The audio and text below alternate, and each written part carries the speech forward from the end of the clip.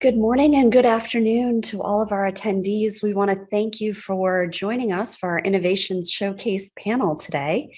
We have just 8 remarkable innovators who are going to be talking to us about their innovation within the cardiac care space today. We'll be doing 15-minute presentations. Each panelist will present for 10, and then we'll be taking audience questions for 5 minutes after each presentation. Feel free to put your questions into the chat, and I'll get to them as quickly as possible, and hopefully we'll have time for all the questions. But if not, we'll make sure each of the panelists get your questions so that they can then comment on them through the public forums. So starting us off this afternoon, we've got Rob Sanchez, who is the Chief Operating Officer at Tupulo Life Digital Therapeutics. And Rob, over to you. All right. Well, thank you, everybody, for taking the time today on your Saturday to spend that with us here.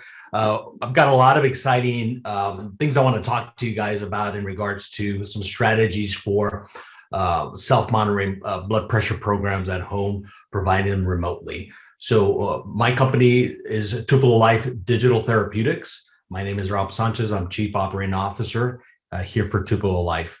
And the goal today is going to be to present these 3 strategies and compare some of the pros and cons associated with each one and show you what worked. But first, a little background on myself. I've been an RN for over 21 years now. For the last 10 years or so, I've spent in the remote patient monitoring space and telehealth space, working for IT companies that develop technology for patient management at home. So programs like what I'm going to talk to you about today, I've been spending time with that. So I take the clinical considerations along with the business considerations so that we can make a good program that's going to be fundamentally sound from a clinical perspective and then make sense for your business model perspective as well. Tupulo Life has been working with the American Heart Association for a long period of time now, doing a lot of IT services for them.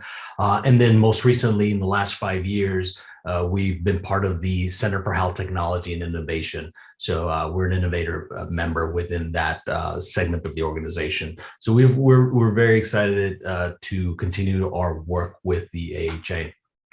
So let's jump into the first strategy.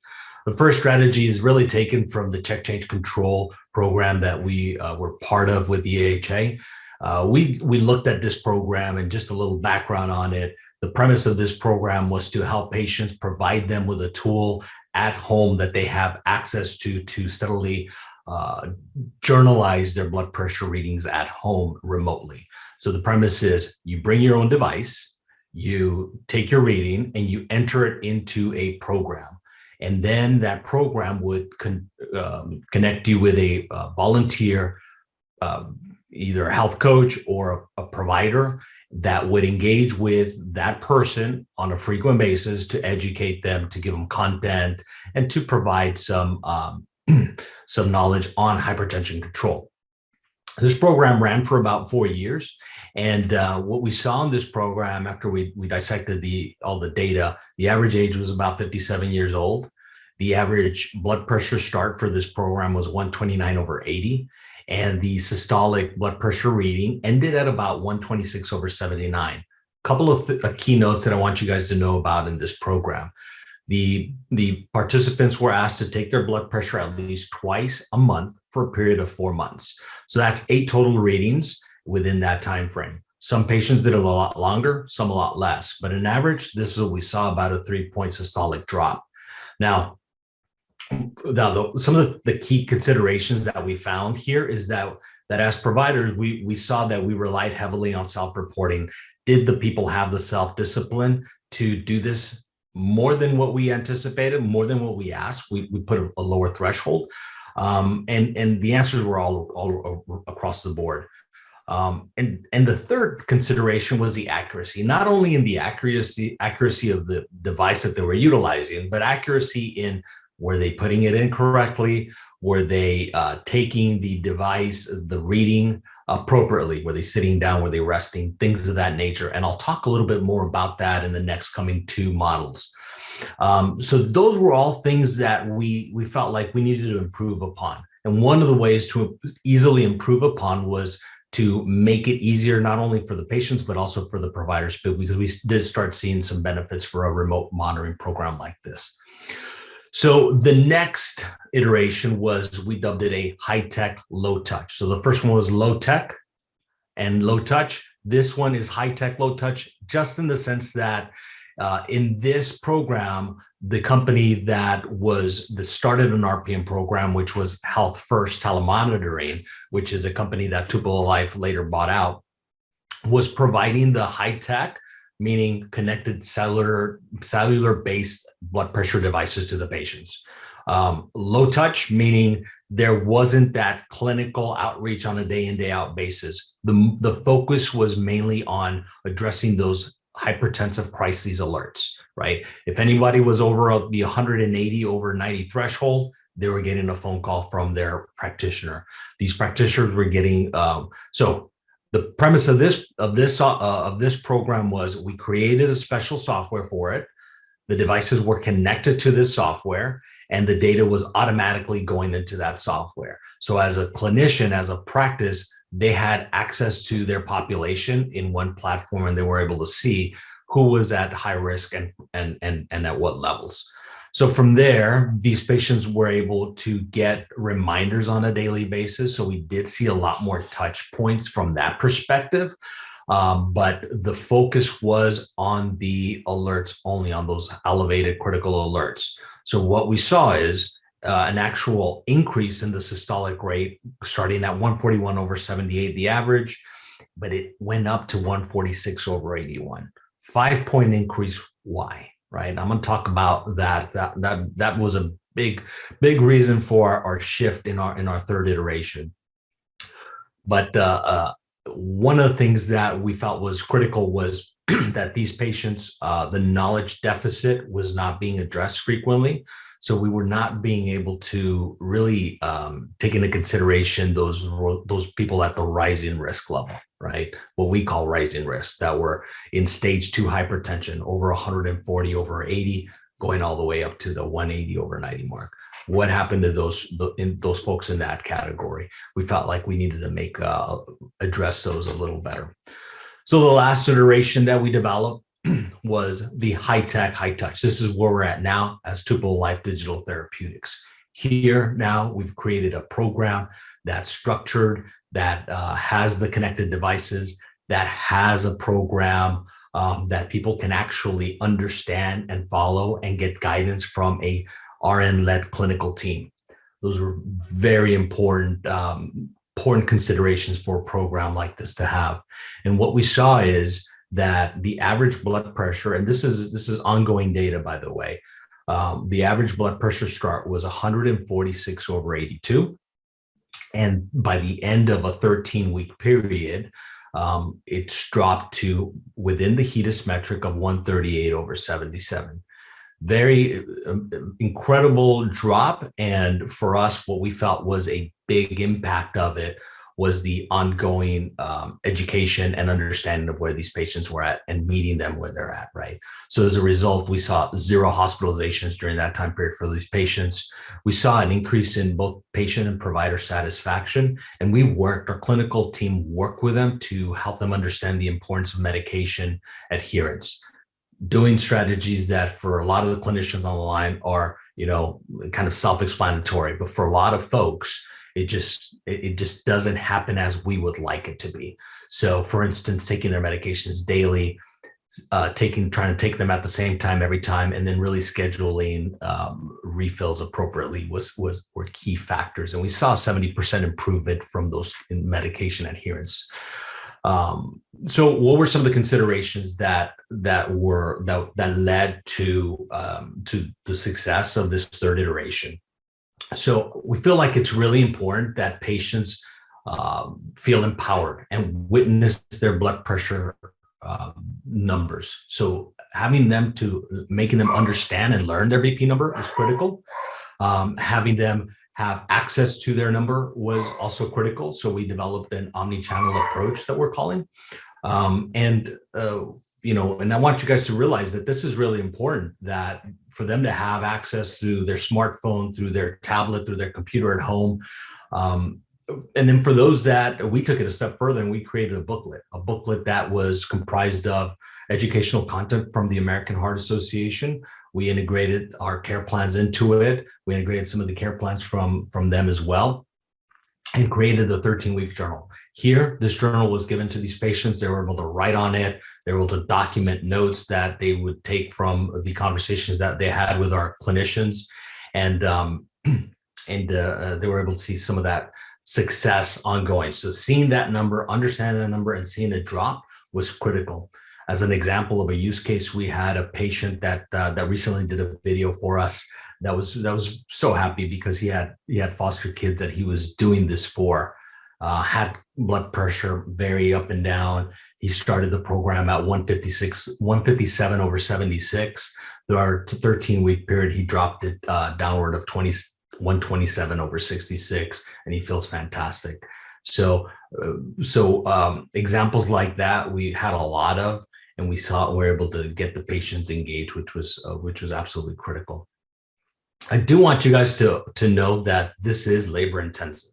So a lot of times, a lot of the feedback, a lot of the apprehension that I get, particularly from providers up front, is I don't want a lot of this data. Well, it's important for them to realize that you want to have an RN-led clinical team take lead on this, right? Because many times a lot of these providers want to utilize maybe non-licensed personnel to manage this program. And what winds up happening is folks like that aren't equipped. They don't have the practice, the industry experience to manage and triage these patients proactively. So they'll do the best that they can, but meantime, they're going to pass the football back to that provider. So they're kind of back to square one. Instead of really having the provider, someone that can triage everything and only let him or her know about what they need to do for that patient and take initiative with that or take action on that, because that's really what they want. It's like, what do you want me to do? Without having an RN-led team that's going to have the confidence to manage the patients and then just give the data or the information to the doctor on those patients specific, that's going to make this a lean, mean machine that will lead to positive outcomes. So those are two big factors, lessons learned that we continue to evolve on. And then the third one is that collaboration with the provider. So a program like ours, we are an extension of the practice of the providers, whether it be a post-hospital discharge group or a case management group at a family practice. We feel like we're an extension of them. So we want to make sure that the collaboration from their perspective and what they kind of the message that they give to their patients is also at the same level. So when the patients get feedback from the physician or that about our program, then the patients are going to be more respondent to the advice and the care that our nurses are going to be doing. So those are some key strategies for a high-tech, high-touch program.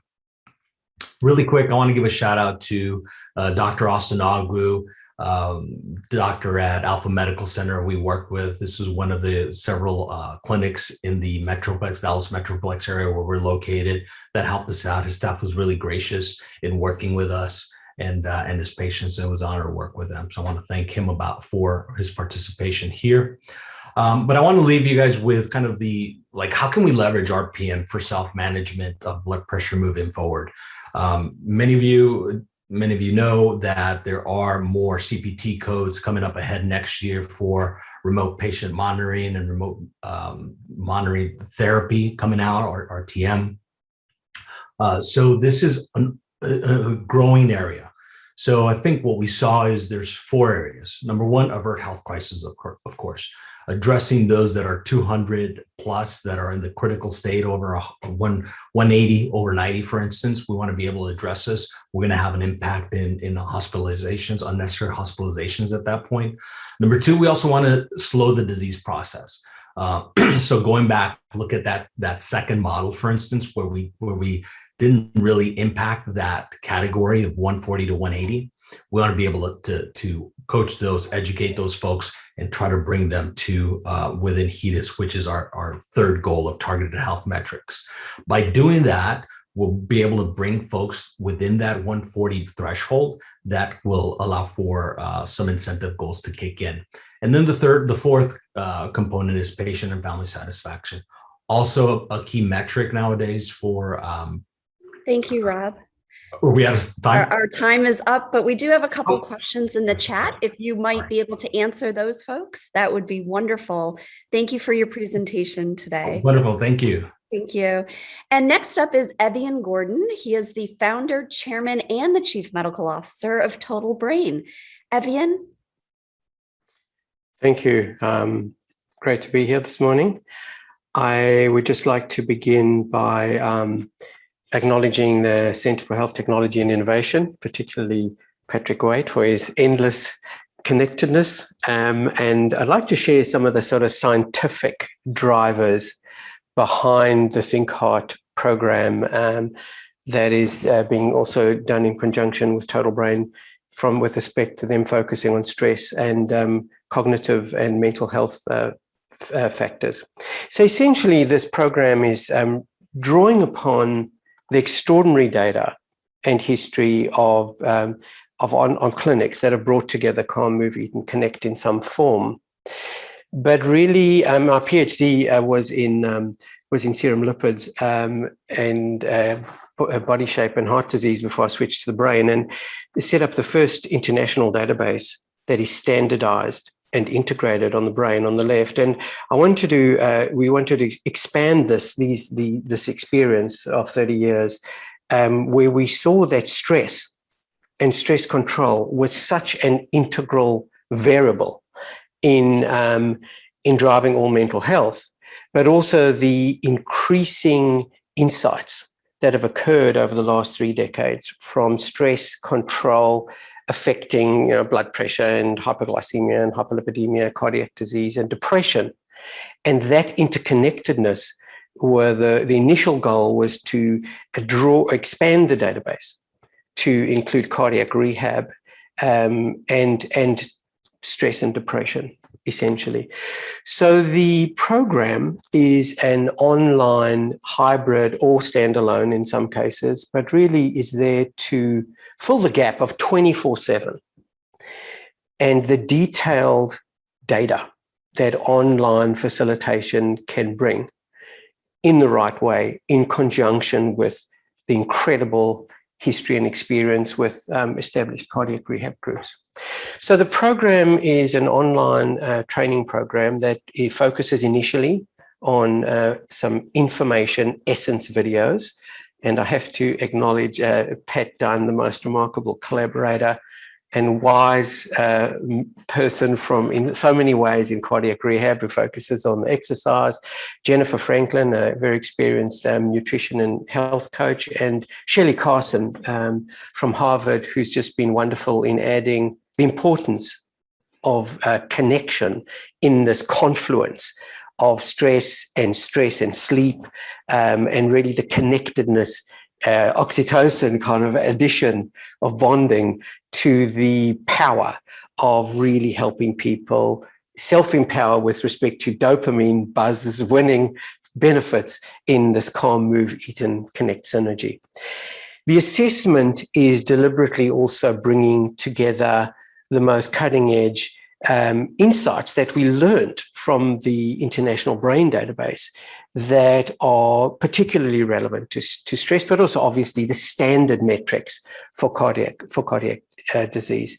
And so all the usual suspects, but and of course Life Simple 7 at the front end, but online assessments of stress, of heart rate variability 24/7, of course of lipids, omega-3/6 metrics, genetics. There's a lot of reasons why we are pretty interested in exploring the genetics of stress and inflammation in particular, and of course working with very experienced research cardiac imaging groups, of course, and bringing the latest insight in cardiac imaging as well.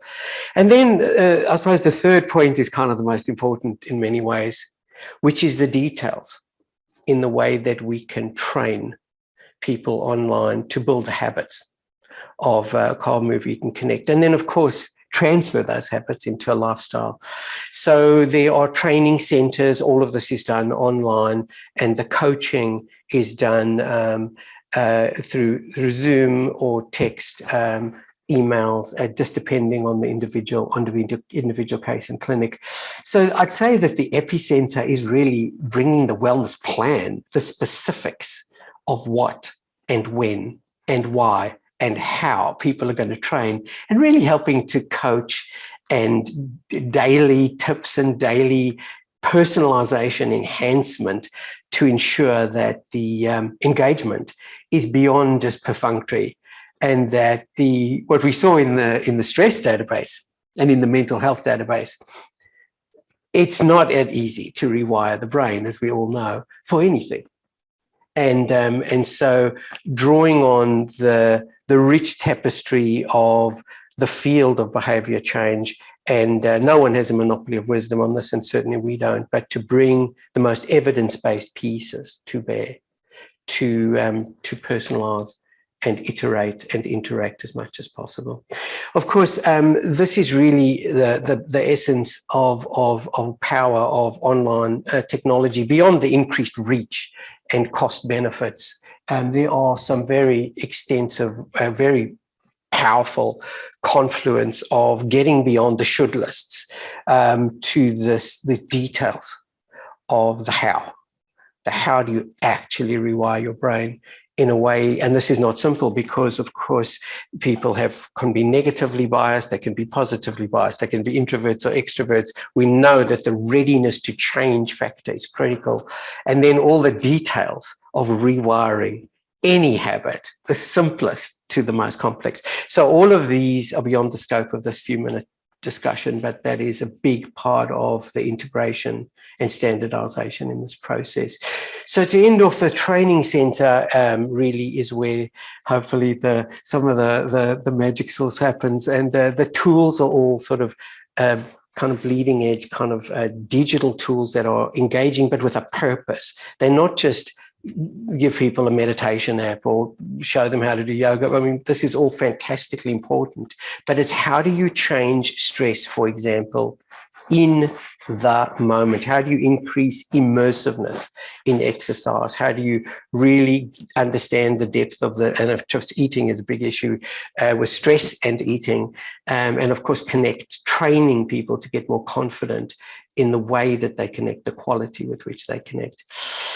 I do want to just spend 1 minute on heart rate variability as one exemplar of 24/7 metrics, because as you would all know, the data now is emerging of the importance of metrics, indices. For example, first index published by our collaborator, Julian Thayer, of less than 25 milliseconds RMSSD as a marker for cardiac risk, but it's also a marker for depression. And we're now beginning to see the first metrics. There was a study that Julian did with Jacques Zock in Germany with over close to 10,000 people, 9,850, I think. But looking at these risk indices now, where we can start having very specific targets, but also the data of 24/7 heart rate variability, and also as the sensors are becoming more available, we'll have blood pressure measure proxies to see how people can see what is stressing them, what exactly are their triggers, how do they decrease it, what are the decompressions that work specifically for that person. And of course, there's nothing like people seeing success in the moment rather than just in the long run. The brain is not wired to appreciate successes in the long run. It is wired and evolved to be immersively interested in immediate benefits. So that's really it. I probably am out of time to demonstrate some of the tools, but they are very specifically brain-based, vagal control, and very specific sort of tools that that are maximizing the personalization, and so we can see what is changing, in whom, in these metrics. And lastly, the data, we also draw on the experience of the brain database to look at the new metrics on a quarterly basis of what's working in whom, what is the effort to benefit ratio, and selective randomized control studies to elucidate the mechanism. And I'll stop there. Thank you. Thank you so much, Evian. Please, just as a reminder, to put your questions into the chat so that we can have Evian answer those. Evian, we did have one question come in, and that is, who's currently eligible to participate in the Think Heart program? So we're starting off with a very experienced cardiac rehab research group. So BioHeart is a very large international national consortium, that we're starting with. But there are a number of groups at UCSF for depression, although cardiac rehab is the focus. So it'll be depression and cardiac rehab. But there are a number of, the access is really now just on people who feel they're aligned to wanting to participate with a standardized international database to elucidate the research. So just by contacting Pat Dunn at, or it would be probably the simplest way, but at the moment it's just in beta phase and starting to roll out as we speak. Wonderful, thank you. Another question, or maybe a comment, but that you could just speak a little bit more about. The audience really liked the link between brain and heart health and the treatments being very similar. Could you just do a little bit of a deeper dive into that for us? Yeah, so that's a really important point. And so just as a concrete example, this issue is in heart health because of these metrics that's showing when the heart rate variability is decreased, that is a serious risk for cardiac health, but it also is because the brain and body are losing flexibility. And as we know, flexibility is a sign of adaptive health. So many of the commonalities that we're seeing in the brain, when it loses flexibility, it loses a lot of its effectiveness to adapt, and the same with the heart. So many of these tools to increase vagus system, parasympathetic flexibility is at the epicenter of this common factor of stress control, but also in doing so, increasing flexibility of the heart's adaptive sort of health and the brain's adaptive health. Wonderful, thank you for that. Another question or ask for a deeper dive is, could you talk a little bit more about the focus of the impact of behavior and acknowledging that behavior in the moment rather than delayed feedback, and how that impacts the ability to have good outcomes? Yeah, so it's interesting. As a fellow of the American Institute of Stress as well, we can see this entire field is moving from should lists, what we call should lists. You should do this, and the longer term, which have been resoundingly challenging for decades, and it's evident even in weight loss. It's hard, but when in stress control, for example, when you shift the focus, you have 50,000 thoughts a day approximately. How do you change one of them? Like explicitly. So the neuroscience, the integrative neuroscience is moving towards how do you give people strategies where they can change in the moment, and then by feeling that sense of reward that they're actually getting self-efficacy in the moment, everything changes. They have a growth mindset, and then they can start building and deepening and expanding. So the shift to in the moment requires very specific tools, and it's not about breath or about mindfulness. They're all important. It's about specifically what people will do that works for them, that they're prepared to actually do rather than what they should do. So yes, breathing at 6 breaths per minute strengthens your baroreceptor reflex. And once people know that, they're kind of more likely to do it. But it could be music, like there's sound that can automatically entrain the brain in the moment. There are strategies of very specific strategies of changing, reframing things in very specific way, motivational interviewing, where the power goes back to the patient in terms of finding what works for them, and then they own it. So there's a lot of confluence of strategies that are being targeted to in the moment rather than in the long run, and they're completely complementary. The more power in the moment, the more likely in the long run it'll be sustained, and then the more likely the transfer into a lifestyle. And on that note, kind of the sustainability and the transfer and the likelihood. Could you talk a little bit more about the research that is going into these factors that you discussed today, particularly the link between HRV, et cetera? Sure. So in HRV, there are over 20,000 papers now, and you can see that, and in all this data, the evidence is poor that without the rewiring into a habit, that transfer doesn't occur, and also making it transferable into their daily life rather than just doing it on an app in the program. So a lot of this transfer is about starting with the end in mind. It's about lifestyle, not about getting a lower lipid profile only. It's a lifestyle change, and then getting that in the moment change so that people see a benefit every day. Something that is going to give them the dopamine buzz factor. Share it with someone, feel the oxytocin. So easy to say. The data globally is not good. And it's because there has been, but there's a shift to integrate, standardize, and engage and personalize on a daily basis in some way.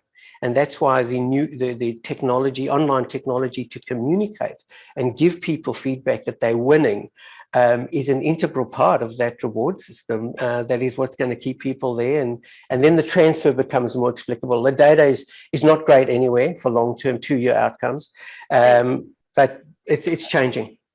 Thank you so much, Evian. Great conversation. Appreciate it. And Thank you, next, Heather. my pleasure. And next up, we have Farzan Gohar, founder and CEO of Lumi Health, along with Asif Ali, who is the Chief Medical Officer at Lumi Health. Gentlemen, I'll pass it over to you. Excellent. Thank you so much, Heather. And thanks for the earlier participants for some great presentations. We're going to change things up a little bit by having 2 co-presenters for this conversation. Our topic is AI-enabled medication optimization for heart failure patients. We thought this would be a totally relevant discussion based on the profile of not only the scientific sessions, but also the strong importance in heart failure care. I'll put this slide up. We'll be really short on backgrounds. As Heather mentioned, I'm Farzan, co-founder, CEO of Lumi Health. I've done a lot of work in healthcare innovation. Before launching Lumi Health, I was with Geisinger Health Systems Innovation Group. Geisinger is a health system based out of central Pennsylvania. Did a lot of work with them on care model redesign and implementation. And Dr. Asif Ali is a renowned cardiologist, a heart failure expert, works in the Houston area, both as a clinical instructor with Memorial Hermann, also as an independent practicing cardiologist that works across the spectrum with pharmaceutical companies and med device companies, and also published research as well. So at a high level, why are we on this mission to really optimize medication management for heart failure patients? Really, we want to save lives and reduce the excess spend in the system by improving how cardiologists manage medications for heart failure patients. We know that this is a really challenging problem, and we'll get into that problem statement shortly here, but it's also a very leveraged opportunity to not only improve the clinical progression of these patients, but also to move outcomes, clinical, financial, and experiential outcomes at scale. What we're going to be talking about is an AI-enabled but multidisciplinary holistic approach that we feel and has been validated in the market of demonstrating not only improved impact, but also a sustainability and a scalability. So I'll pass the mic over to Asif here to walk through some of the challenges around medication management. Great, thank you so much for having me on today to present. And oops, getting some background issues here. Okay, within the heart failure management, and I think this picture really paints the right picture. There are many challenges that we face with their patient's journey, in particular to HFrEF, which as we know, is the #1 hospitalization in patients greater than 65, with a mortality rate of 50% in 5 years. So this challenge really looks like a tangled ball of rope to me. And each piece of this rope may be owned by different persons in regards to HFrEF patients. Quoting the CHAMPS heart failure study, guidelines strongly recommend patients with HFrEF be treated with multiple medications, proven to improve clinical outcomes as tolerated. The degree to which gaps in medication use and dosage persist in contemporary outpatient practice is now evident and clear. Hence the increase in hospitalizations for HFrEF and an increase in morbidity and mortality. Further untangling this rope of intertwined HFrEF challenges includes suboptimal implementation of guideline medical recommended therapy, changing of the patient population who are getting older with increased comorbidities, multiple guideline changes as we go through seeing these patients, the changing of medications by various healthcare providers that they may see, the missing of biomarkers to be able to collect data from the patients between the office visits and hospital visits, the polypharmacy, as you know, the lack of education and awareness of lifestyle choices and adherence to medications, and no prioritization in regards to these step edits. And this high rate of rehospitalizations that we see, and as we know, every time the patients go to the hospital, we have a decrease in life expectancy. So the question is, can we do better on medical guideline directed therapy and the integration of the data and compliance within our healthcare system? How do we untangle this mess of ropes and address the barriers in a streamlined stack methodology? So thanks, Asif. And you know, one of the things that we think deeply about is how can we further optimize and enhance a lot of the things that are being done today, but maybe done not as consistently, or maybe could be done in a different way to develop systemization. So one of the things that we're bringing to the market is an AI-driven medication platform. So think of this as the tech piece. And what this does is, you know, we can identify and optimize medication selection and dosage per guideline-directed medical therapy. We can also develop deep clinical profiles of the patient based on what we know about their EMR data, so a lot of their experiential data. But then more importantly, we can use artificial intelligence-based models to start predicting emerging and rising risk, because one of the things that we often find in working with physicians is that it's often very difficult to say which patients to focus on beyond the ones that are on the calendar, or the ones that may be contacting you or you're contacting them. So who are the 10 or 15 patients I really need to worry about today? The second is taking device data, particularly peripheral biomarker data from blood pressure cuffs, from weight scales and pulse oxes, to develop our day-to-day understanding of the physiology of the patient. So this gives us, to use Asif's point, understanding what's happening between office and hospital visits, and how can we develop our understanding to then better inform the optimization of medication therapy. But then lastly, you know, and the Lumi team has done a ton of work with physicians, and we rarely ever hear physicians asking for, you know, introduction of more technology into their workflow. So the way that we try to increase the surface area with which physicians can interact with their patient base is having a pharmacist-led and nurse-supported team. There's clear evidence-based knowledge and research about using multidisciplinary care teams in a top of licensed manner. And what we do is extend the cardiologist's reach between these hospital and office visits, but then more importantly, having a clinical and ambulatory pharmacist on the team allows us to not only validate, but then escalate the most opportune improvement opportunities to the cardiologist in a time-sensitive but highly efficient way. And we found that this full stack integrated model has worked really well to systematize the work in this highly challenging area. Some of the preliminary research that we have from one of the clients that we worked with across 600 heart failure patients, just to give you some sneak peek of some early data. One, we found that 86% of the patients were actually not at target dose. When we did an analysis of all of the patients and their medications, and then compared that against the guideline-directed medical therapy for those drugs, we found that, you know, almost all of them were not at the appropriate dosage level. So there was an improvement opportunity there. And then we ran the same analysis against unique prescriptions against those patients, and we found that about 80% of those prescriptions were actually not at target dose as well. So we found two really immediate improvement opportunities. But then more importantly, we were trying to look for deeper trends here. And what we found was that in line with Pareto's rule, the 80-20 rule, that 75% of the total improvement opportunity across this panel was actually co-located in 3 classes of medications and 3 providers. So what that helped us really understand is, how can we further titrate our improvement to then move not only overall compliance across the panel, but then more importantly, ultimately overall clinical improvements across the panel. And what we found was that there is a highly leveraged and focused opportunity, which we've been pursuing to improve. So I'm going to jump back in, and, you know, implementing such a system, what kind of benefits and outcomes should we expect? And I think, one of the biggest areas that we've just talked about is the enhanced compliance with GDMT, really reducing that clinical variation as these patients through their healthcare journey, in particular the HFrEF. Also accelerating the time for medication optimization, and we really say from weeks to hours. So there are typical patients who would go into the hospital.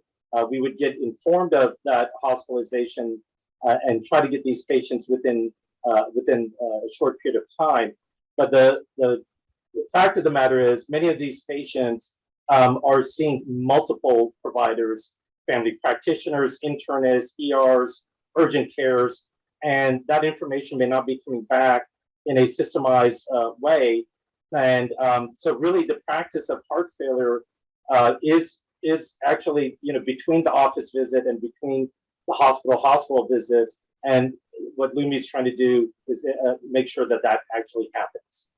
And then to improve that patient clinical and experiential outcomes, I think that's evident by collecting the biomarkers and the data and acting upon them. And then lastly, engage more patients more consistently, reducing the time burden of the actual physician by engaging through AI and looking at the appropriate utilization criteria and the guidelines that we know all too well for the AHA, ACC, and Heart Failure Society of North America guidelines. So I know we're bumping up against time here. Really thank the American Heart Association for allowing us to participate. We're a proud member of the Innovator Network, and thank you again for your time. And one last point: the way that we think about this is in a very holistic, integrated model to really optimize the medication improvement opportunity, which we believe and which the data shows is one of the biggest unmet challenges, but highly leveraged interventional opportunities within this population.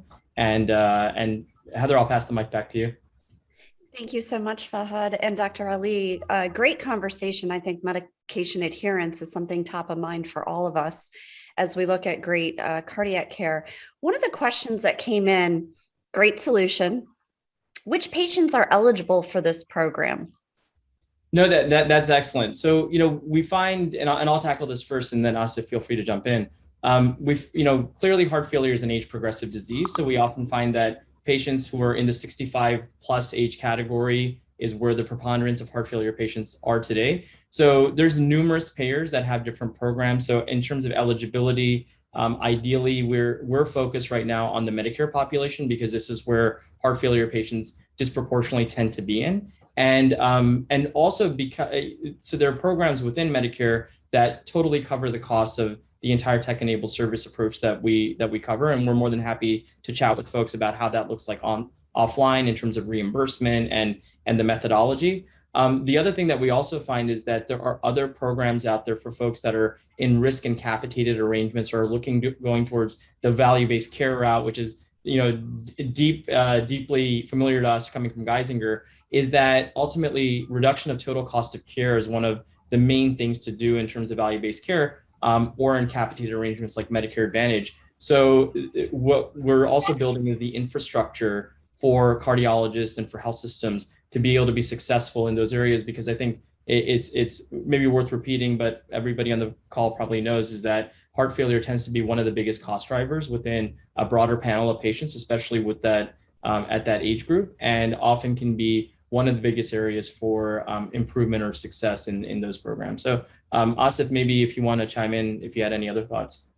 I think you hit it on the head. And as a participant with Lumi, I've onboarded a number of our patients. It's gone fairly seamless. You just have to pick out the patients with HFrEF that are covered by the insurance, which Fahad's team has done very well. So thank you. Great. So what I'm hearing is there's options to cover the cost.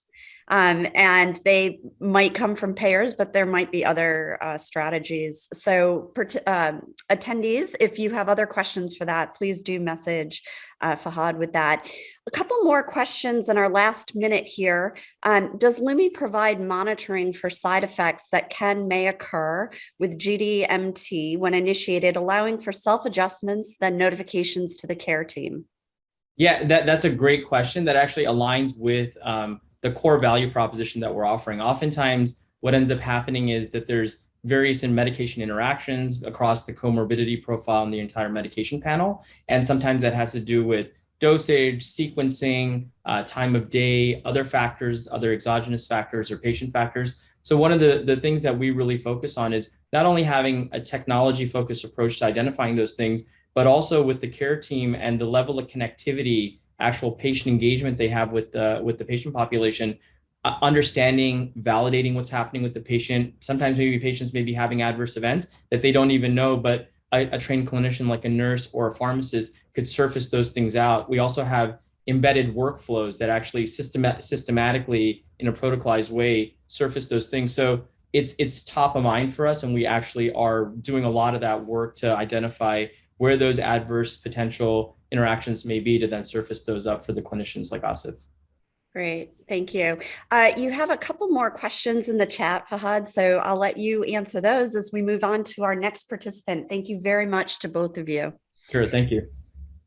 Our next presenter is Farzan Gohar, who is the Assistant Professor of Industrial Systems and Engineering and Environmental and Occupational Health at Texas A&M University. Farzan, I'll hand it over to you. Thank you so much. Good afternoon, everyone. Today, I'm going to share some of our preliminary findings from our ongoing research at Texas A&M in collaboration with AHA on this new hypertension mobile coaching program or care plan. The work is supported by National Science Foundation Engineering Research Center called Precise Advanced Technologies and Health Systems for Underserved Populations, or PATS-UP. We talked today, and some of our speakers talked today about the value of coaching. We know it's an emerging field in hypertension and all chronic diseases, shown a lot of promise. Recent systematic reviews were published evaluating the use of a combination of some sort of coaching and mobile health in self-management of hypertension. For example, Liu et al., and I have the citation on my slide, they reviewed 11 randomized control trials, all of which included some form of human interaction and some sort of technological intervention. Now, most of these interventions showed promise, but most of these studies, actually all of them, as far as we know, involve human health coaching. So a human health coach was used in combination of a series of interventions. Very rarely we see application of automated digital health coaching to hypertension care, which is much more scalable. Think about a pandemic situation and how scalable it would be if you had more intelligent type of coaching. It seems to be this is a general research gap. We also did a scoping review recently where we showed that telehealth combined with health coaching is very effective at improving quality of care. However, there's still very limited empirical evidence suggesting that this combination of mobile health and intelligent coaching systems will produce similar effects for hypertension. So to address this gap, the purpose of our research was to determine if using a self-measured blood pressure SMBP program combined with mobile health coaching would have any sort of positive impact on clinical outcomes and user engagement. We partnered with the AHA to design a novel 30-day health coaching plan based on the AHA 12-week hypertension care plan. This HyperCoach, the platform we created, included daily physiological monitoring of blood pressure, heart rate, and weight. And that information was pushed automatically daily into this health coaching platform using the smartphone app. The content we delivered through this care plan included daily persuasive reminders to perform blood pressure and weight measurements, the establishment of goals, also a lot of educational content that was vetted through AHA in the form of short videos and 1 to 2 page brochures. We also had weekly multiple choice quizzes on the educational material and weekly progress report. The videos and brochures had a lot of content on education on BP monitoring, hypertension, ways to self-improve, self-manage, and maintain a healthy lifestyle for blood pressure and hypertension. But there was no specific communication between the patient and any sort of human healthcare provider. Last spring, we conducted a case-controlled longitudinal home study, a pilot study, to evaluate this 30-day hypertension mobile health coaching program. The intervention for the study consisted of that mobile application, HyperCoach, that I was talking about, that delivered this AHA-approved 30-day hypertension coaching plan, and 2 devices, a Bluetooth-enabled weight scale and a Bluetooth-enabled blood pressure cuff. The daily measurements would automatically pop up in this application. We made it a lot more effortless, and a lot of usability engineering and human factors engineering went into design and development of this product. Study had 2 phases. During the health awareness phase of the first 30 days, participants only received instructions to do measurements, daily measurements for blood pressure, heart rate, and weight. And they also had access to their trends. But in the second 30 days, which we called health coaching phase, they were provided with this full set of information, and we provided coaching material, reminders, goals, in addition to those daily measurements. This is just a very short overview of HyperCoach. I wish we could do justice to this app and platform, but this is a mobile application we developed to deliver that coaching content. We went through various iterations of usability testing with patients and intended users and providers. The main focus was providing a calendar of activities, list of daily tasks, and overview widgets for daily blood pressure, heart rate, weight, and step values, as well as averages and trends. Our participants had access to this My Plan Calendar widget, where they could see in any given day what tasks are there in terms of educational and coaching content, but also daily measurement. This widget displayed, if they've completed those tasks on a calendar view, they could see what they're lagging for, and what kind of incomplete tasks are there. We also had a dashboard display, which provided more information, more big picture, high level type of information about blood pressure, heart rate, weight, step counts. You see green check marks, kind of showed them if they completed some of those tasks, they would get reminders if they haven't. And then you see more of these kind of widgets. This one is an example of a blood pressure widget. It showed the range of BP readings over the previous 60 days. It was very interactive. It could play around with it. It showed the trend for last 7 days. It was color-coded as normal, elevated, stage 1, stage 2. And it had a green horizontal line, 2 green horizontal lines to show AHA recommended BP goals. Similar widgets were provided for heart rate, weight, and daily steps. Now, we recruited 35 participants from our large Texas A&M community via listserv, post, and snowballing. The inclusion criteria included taking hypertension medication, and participants' primary diagnosis had to be hypertension, and they excluded those with resistance hypertension diagnosis and more than 2 comorbidities based on the Charleston Index.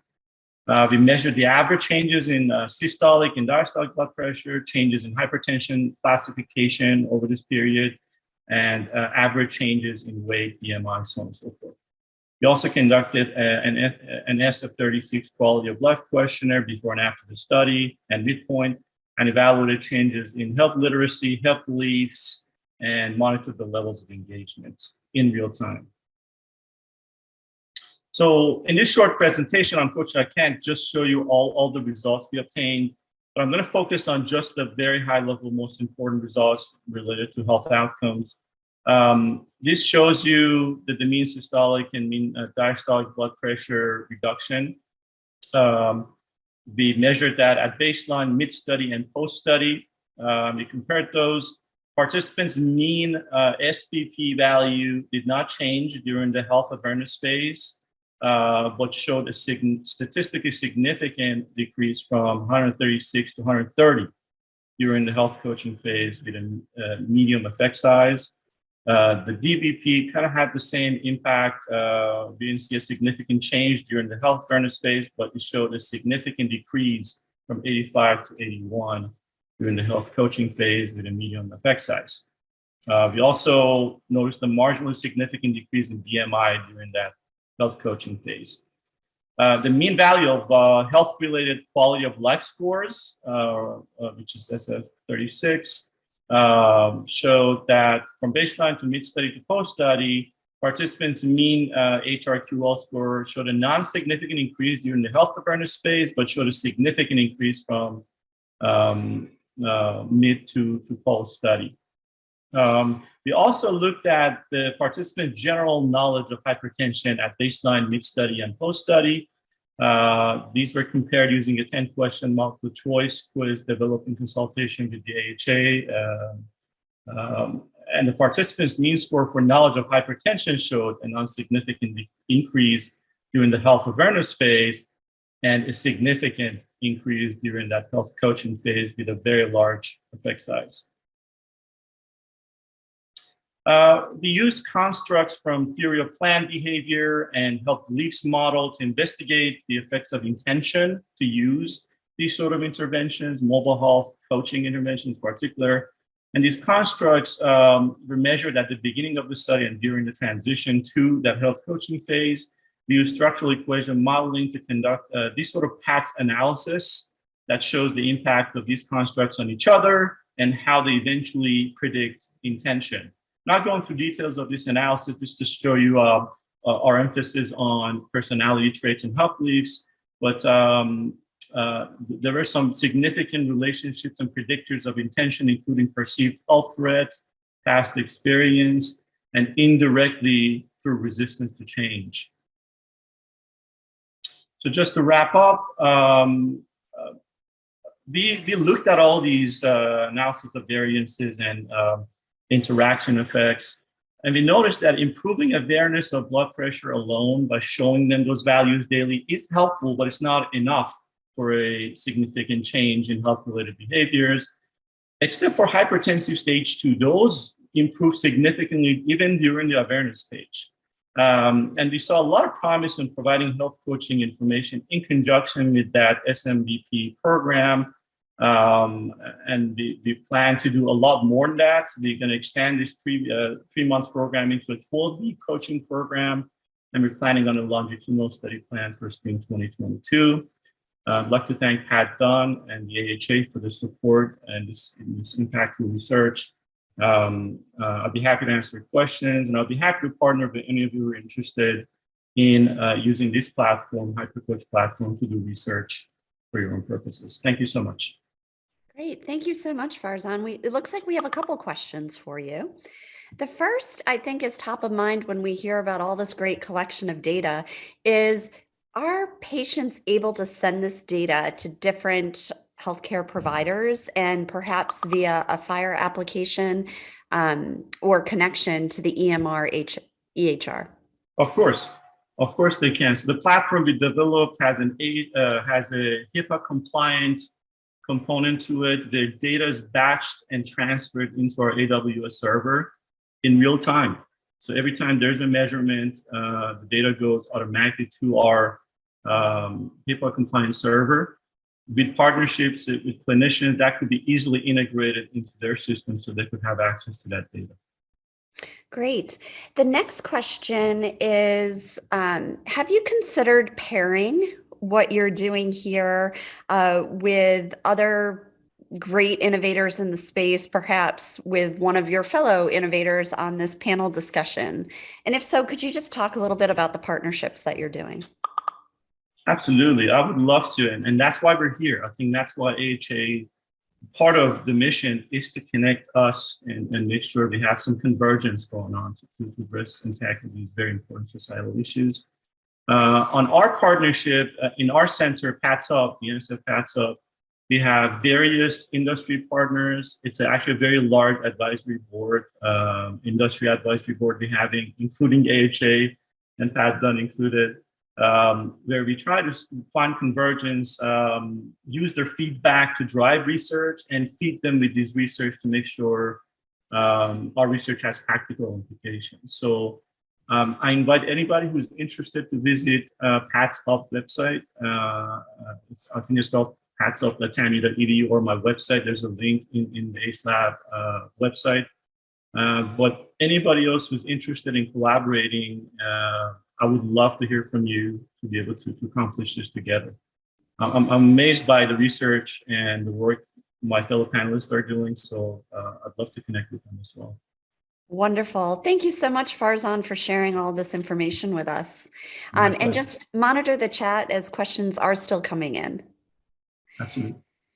Wonderful. Our next presenter is Yair Saperstein, and Yair is a co-founder and CEO of Avomed. Yair? Thank you, and it's a pleasure to be here. So my name is Yair Saperstein, and I'll be presenting AvoMD is the way to pronounce it, and we're the next generation of clinical decision support and pathways. I'll introduce myself a little bit in just a little bit, but what I wanted to do was to explain the problem that we're solving and what we're doing together with the AHA and with others in order to really provide information to the people that need it at the right time and give them the support in clinical decision making.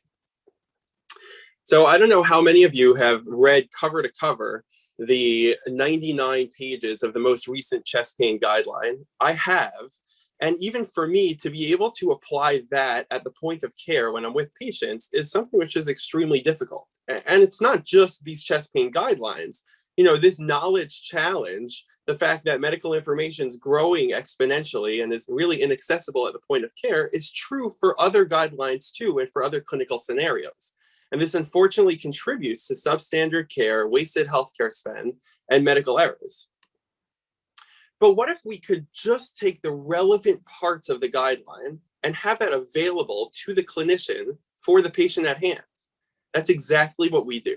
We make clinical evidence actionable by taking the clinical guidelines and transforming them into a point of care tool that makes the clinical evidence actionable for real practical use with patients at the point of care. Let me show you an example. So this is that 99-page chest pain guideline. Let me say that I'm an ER physician and I'm going to be assessing my patient. I'm going to be using now the mobile tool. This is also a web tool, can also integrate into the EHR, but for now I'm going to be using the mobile tool. Let me just type in chest pain over here to pull up the right one, chest pain evaluation and diagnosis. And let's say my patient has acute chest pain. So let's click on eval of acute chest pain. After my initial assessment, I assess the risk. Let's say they're intermediate risk. And so I get a little note that observation management is okay. They have no known CAD. So let me click on that. And now my patient has also no prior testing. So I'm going to click on no recent CCTA or stress test. And so I have my recommendation right here from the guidelines. CCTA or stress testing is the next step. Here's more details. Here's the level of evidence and the strength of recommendation. Let's say I do a CCTA and my results are obstructive. So now here's my next three options. Let's say it's high risk CAD. So I'm going to choose ICA for high risk CAD. And I have my final step in this pathway, which is invasive coronary angiography. Now, this is only one example, chest pain. We've done it also for atrial fibrillation, pre-op cardiac evaluation, anticoagulation, and it's limitless, the amount that we can do. You know, this is just for cardiology. It can even expand beyond cardiology. And so one question is, okay, that's great. I understand for individual clinicians, and by the way, for anybody watching it, if you want to be able to download it and use it for free, feel free to scan this. But let's say you say, okay, you know, more than an individual clinician, I'm thinking now as a hospital administrator, how do I customize this for my hospital? So we allow for this use either standalone or with EHR integration. And with EHR integration, you really can customize it to your own hospital workflows. You can generate notes and you can really have this as what is evidence proven to be the way of improving outcomes, which is by taking this clinical practice guideline and making it actionable at the point of care. This is not something which is just abstract. We do have a large number of customers and partners throughout the nation. And we also have strong ROI results from both clinical trials, randomized clinical trials that were done independently of us, as well as some of our implementations. We've been able to show that we can improve clinical accuracy and standardization. We've been able to show that we have efficiency gains when clinicians use our tool and save time, that we seamlessly integrate into the workflow, that we have a high clinician satisfaction score, and last but not least, we also offer CME credits for eligible content modules. I did promise that I would introduce myself a little bit more. So I am an MD and an MPH in internal medicine, affiliated with Mount Sinai. And this is actually my third company. My first two were nonprofit education based. And so for me, a lot of the motivation is how do I educate at the point of care while also improving care at the point of care? Junghoom is a professional developer as well as a clinician. Lawrence is our COO, has an MBA from Columbia, and we have a very strong team within sales, content, and our overall product team. And so this is my last slide. If you want to try out the chest pain guidelines for yourself, as well as some of the others that we've put together, feel free to scan over here. This is all for free access. The distribution of these content is made possible by different industry sponsors. So the chest pain guidelines distribution was made possible by HeartFlow. Our industry sponsors do not take part in the content creation nor review. That's done independently. And so for the chest pain guidelines, for example, that was done by two of the guideline authors themselves. And so you can definitely feel free to use this. Feel free to reach out to me as well. If you have any interest in integrating this into your hospital or any further questions that I'm not able to answer now. And with that, I'll turn it back over to Heather for any questions. Thank you so much. We do have a great question. People are really liking the ease that this platform seems to help consolidate the information out there. One of the questions is there a patient-facing portion to this that can help educate the patient in addition to the clinician who's making those clinical care path decisions? Short answer is eventually. We're starting with clinicians and thinking it almost as a virtual clinical consultant that we're really empowering clinicians to do even better. Next step is going to be for patients. That's obviously a harder part. So it is within our roadmap, but not live yet. Wonderful. Great. We have another question here that says, can you speak more about how we can integrate the chest pain CPG into our hospital? Does it generate notes, and can you customize the content? Sure. So we offer any of this content to be able to be integrated into the workflow in your hospital. We are integrated with Epic and then have had discussions with other EHRs as well. So even if your system uses different EHRs, we should be able to work it out. It's integrated as a tab and it can produce a note. And the other question that you had was, can you customize it? So you can customize it. And so, you know, the AHA, ACC chest pain guideline is one example, is the way that's structured. But let's say there's CCTA versus stress testing, and one of them is not available. And so you would just include the one that is available within your hospital. So you can make those customizations as well. Wonderful. Another comment, people are really liking this kind of concept of try before you buy with the free version. But could you speak a little bit more about the difference there for what they're trying, what they could eventually get, and how integrated this could be? So the free version, there's, I forget the exact number now, maybe 7 or 8 that are freely available. For anything that is, again, made possible for distribution by our industry sponsors, then we then make that available as well to individual clinicians. For hospital subscriptions, those are, the enterprise subscriptions, those are paid.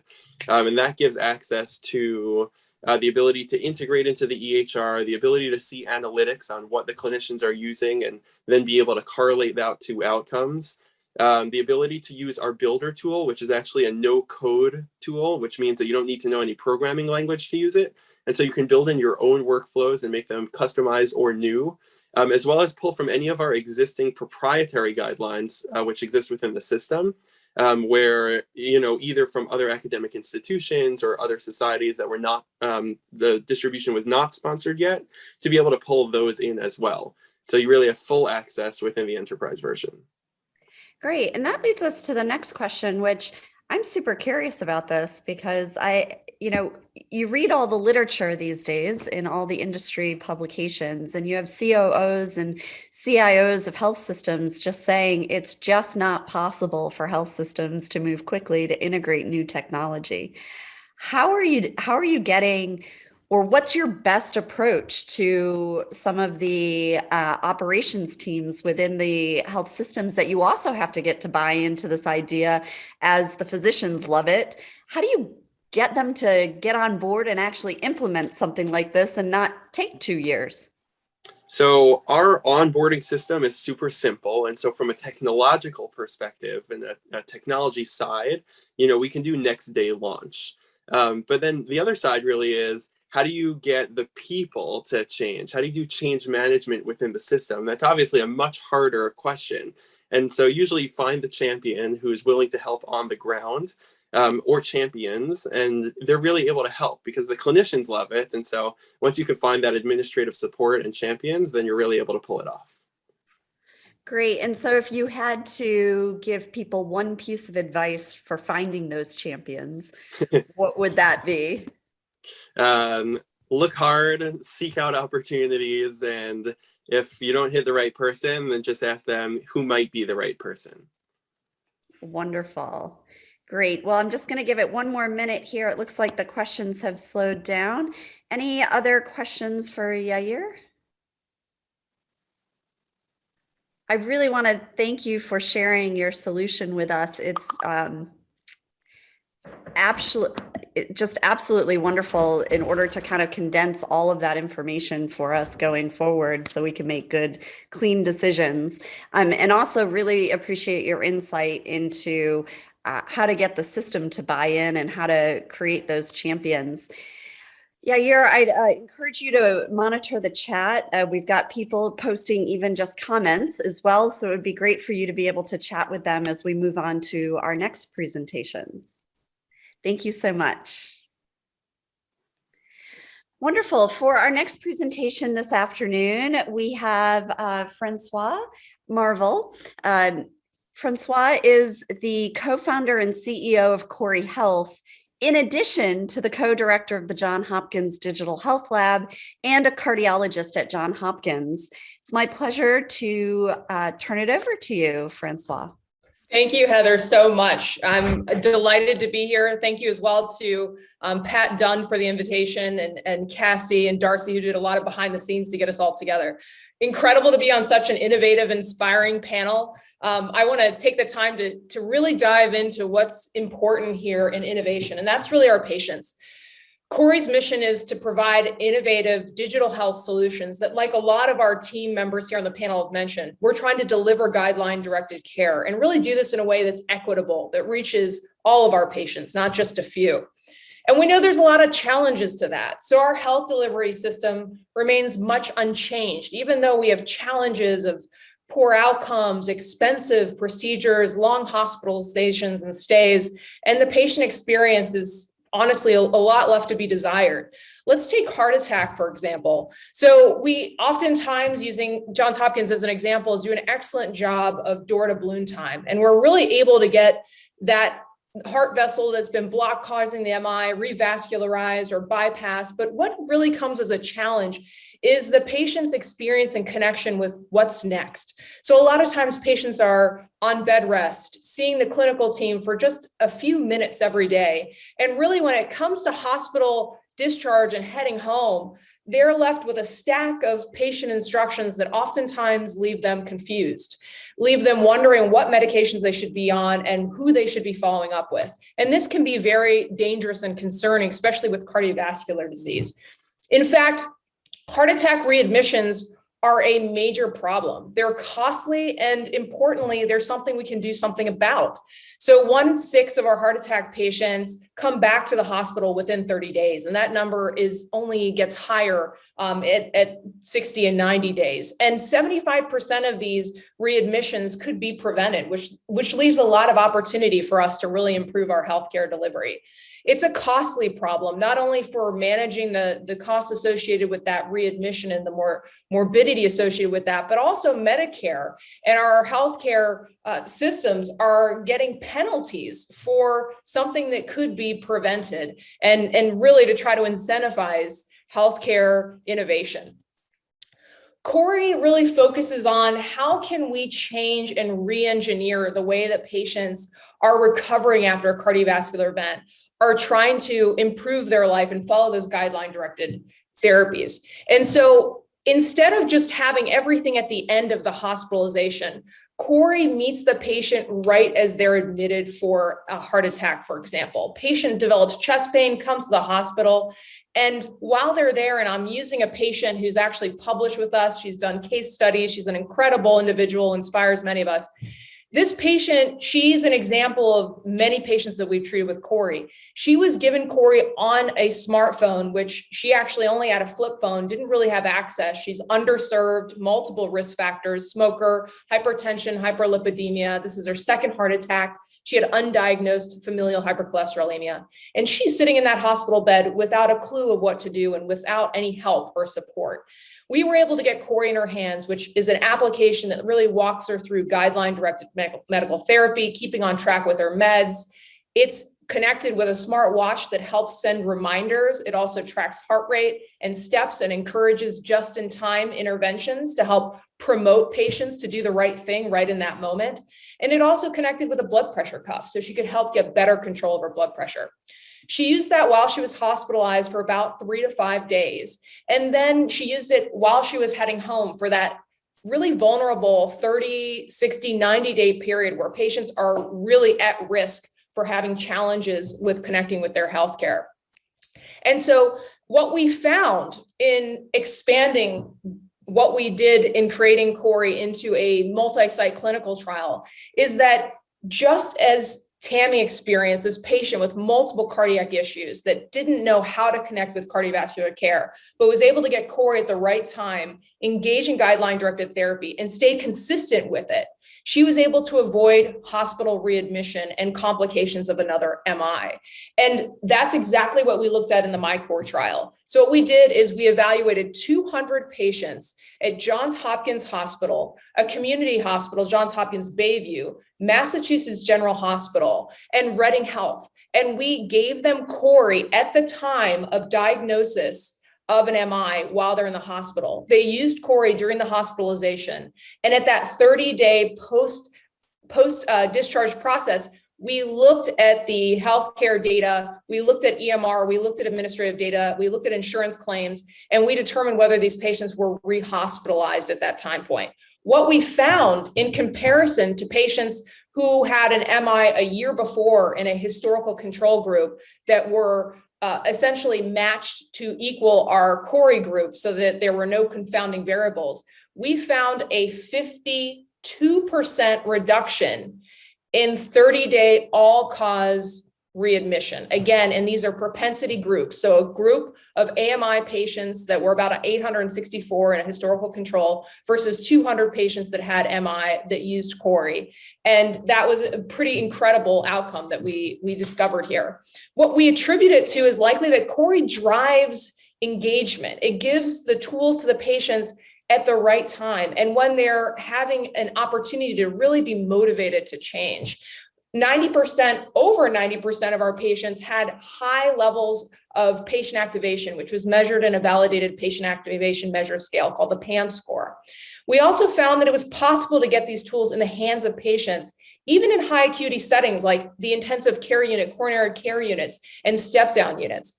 We also published, along with publishing our main findings in circulation cardiovascular outcomes, we also just recently published in Medical Care that there's a major benefit to the system to reduce the costs associated with those readmissions.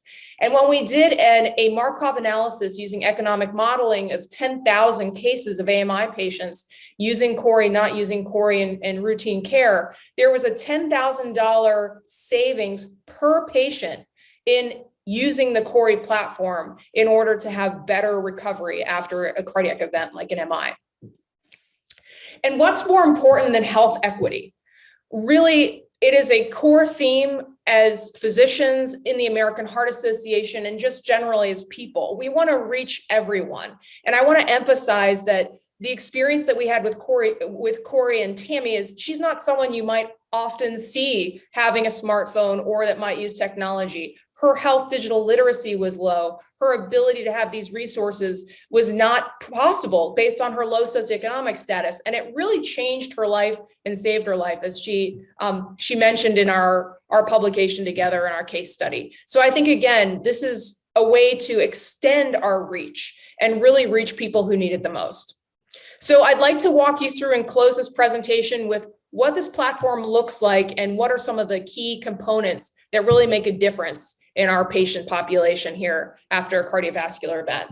So we first get patients started, whether they're iOS or Android, with signing up for CORI and getting some key information about them. So first, just enabling notifications so that they can get connected to the calendar and the core features of their phone. Then what we do is we have them personalize it so that this is part of their experience. This is their partner going through this recovery. We ask about questions like smoking that are key for getting them resources. And then we also ask about social determinants of health, which are so key in cardiovascular health and health in general. Then we want to really educate them and make them feel comfortable with using wearables and technology. So we do tutorials on how to use a blood pressure cuff and how to do it properly so that we know this is valid data that's coming through for us. We do the same for Apple Watch and Fitbit. So we want to make sure that using this technology is easy for them and they can check their medications on their watch and use the features to the fullest advantage for their health. We also show them how to track their heart rate and what that means in terms of being on medications that adjust their heart rate or affect their heart rate. We also want to encourage physical activity like workouts, and they can do that from their watch as well as in the CORI application. We have a commitment to extending the technology across our population in all of our communities. In fact, we developed a novel loaner program that we used during the MyCore study that provided the technology to patients. So we actually had 92 of our 200 patients using loaner technology just for those 30 days so that they could benefit from that during a most vulnerable period after a heart attack. We also have upgraded from those paper-based instructions they received to these incredible high-quality videos that really dive into what the problem is that they're experiencing, like a heart attack, and make it visual, make it easy, and make it able to connect and empower our patients. We make sure that we also have a language profile, including Spanish, so we can reach even more patients that might be left behind with other approaches. It's also really critical that our patients have the opportunity to get back to everyday life. For example, we provide structured exercise programs through CORI. So they're able to participate using a safe to participate checklist. They can click on getting started. And then once they get started, they actually get to join an American Heart Association trainer that walks with them on this 30-minute indoor walk or outdoor walk and helps them to connect with heart healthy tips, all building this new life of heart healthy living. Of course, we provide the basic foundation of diet, nutrition, weight loss, making sure that they understand at a very easy level what they need to do to improve their health. We also provide actionable tools like 1-800-QUIT-NOW, which they just click on and they're able to get free nicotine replacement therapy resources delivered to their home.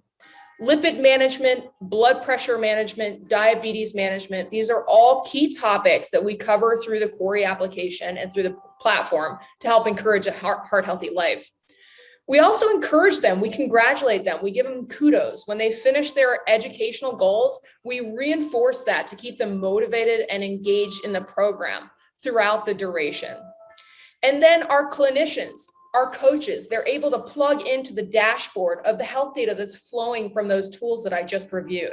We're able to look over a week, 2 weeks, and 30 days about how their heart rate, blood pressure, step counts are doing. We use heat maps to be able to look directly at what their medication adherence is like and give them feedback about their education completion and really target their educational training goals.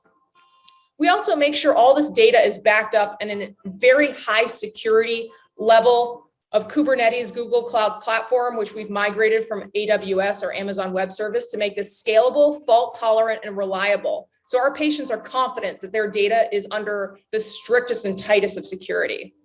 We know clinical workflow. Myself, Dr. Martin, one of our other co-founders here, we're frontline cardiologists, and we know exactly how this needs to roll into hospitals and work with the current clinical workflow since we take care of these patients as well. Thanks for your attention. I'm really excited to share Corey with you and be part of this program. Thank you. Wonderful. Thank you so much, Francois. We do have some questions for you. Great. The first question is actually, I think, a recurring theme or a building of theme of what we've heard for some of the other presenters today, but it has to do with workflows. So I think we've heard the comment that most physicians are not looking for additions to their workflow. So the audience would love to hear from you. How did you get this into the workflow and make it so that the actual system and the administrators were okay with this? Yes. Yeah. So perhaps one of the best questions here and the most relevant, because if we're going to make these tools work, we need them to be able to actually get into practice. So our experience from MyCore and our current projects are that there is a human factor here in terms of whether it's a nurse that's involved in this care or a mid-level provider that interfaces with the patient, that's able to connect them with the technology. So our workflow was essentially, we used an Epic trigger to identify that the patient had an MI. That was automated. It would go essentially to a MyChart in basket, and we were able to look and screen for that patient having an MI. Once we knew they were eligible from the program, then we would send what we call a Corey navigator, someone to the bedside to talk to the patient, and they would have a Corey tote. The tote would have in it blood pressure cuff and the smartwatch. They would meet the patient, interact with them, introduce them to the program, and then get their email and be able right there at the bedside to be able to get Corey downloaded. Now, if the patient was available for about 20 to 25 minutes, they were able to get them uploaded not only to Corey in the program, but also to 2 wearables. And so you can imagine if you were to do this as an app-only approach, you could really think of a clinical workflow that's as much of a conversation or a Zoom with the patient, getting an email and then translating that over, getting the download and having that conversation. But from our experience, there's something really important about the kickoff with the patient and that opportunity to really engage, empower, make sure you answer all the technical questions, and then they launch. Wonderful. And our next question is, I think, really interesting because we are still in this pandemic. There's still some emergency use that is helping us from the perspective of how to provide things digitally. So could you talk to us a little bit about that post-discharge, how long you're able to stay with this patient, how you're able to get paid for this, and do you have concerns as we maybe hopefully end a pandemic and go into this endemic that people are talking about? Will that change at all? Yeah, that's so all of those questions incredibly important, especially given the workflow is different right now. I wouldn't expect that. So let me tackle the first question. The first question is, in the setting of the pandemic where we were given discretionary access to patients across the country without having a license within that state, I do not believe that will continue. Although I think it's a very interesting and it would be really meaningful for digital health. I don't think that you could have your one team in one state and expect to be able to reach all 50 states through these emergency access policies. I do think that a lot of opportunities exist where you have champions within states and within hospitals, where if you're doing remote monitoring, you can connect with these different champions and these different leaders, and then have a presence within each state very easily. So I think that we can work and innovate around that space. In terms of being able to get paid for a system, yes, absolutely. Right now, what we're working on specifically, part of what I showed you in this model is working on virtual cardiac rehab model. So taking our first version of MyCore and now expanding it to a larger model that also involves not just AMI patients, but valve patients, heart transplant, heart failure, and really expanding the model. When we look at getting paid within that model, there are codes currently that exist for cardiac rehab being done digitally. And in the current policy, there's a lot of policy advocacy. There's a lot of push towards continuing those codes, but it's not a guarantee. The other way that you can get paid for this type of digital health work is that you are using the CPT codes for chronic monitoring and RPM. So you're basically, and if people want to reach out to me with more specifics about that, I'm happy to walk through it. There's codes you can be applying on a monthly basis based on a certain amount of time that you spend with the patient and what you're reviewing, and if you change the care plan. There's also review of data, including images, EKG, or other data that comes through, like the dashboard review, in small conversations that can also be billed. And then there's some additional CPT billing based on additional time that you spend. So there's a model of cardiac rehab that's currently being billed. There's a model of CPT codes that you could be applying to that. And then, of course, there's other opportunities within hospitals to just agree on an opportunity for a shared cost savings model, where you're essentially saving the hospital money from reducing readmissions, improving experience, improving HCAHPS scores, and you're sharing in that savings together, which is a more innovative and challenging approach. But those are some, just a quick response there. Thank you so much, Francois. I think what I'm taking away from that last response is stay tuned. This is like an exciting novel that has yet to be finished yet. So we'll be following you closely on that. Perfectly said, Heather. Thank you so much. All right. Make sure you monitor that chat for some other feedback and comments as well.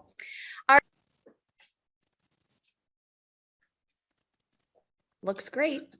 Great, wonderful. So, of course, it's a pleasure to be here talking to this audience. So, thank you for taking time on a Sunday to attend the session. My name is Surendra, and I'm also the Chief Product Officer of IntelliH. About 15 years of experience working in IntelliH, in healthcare.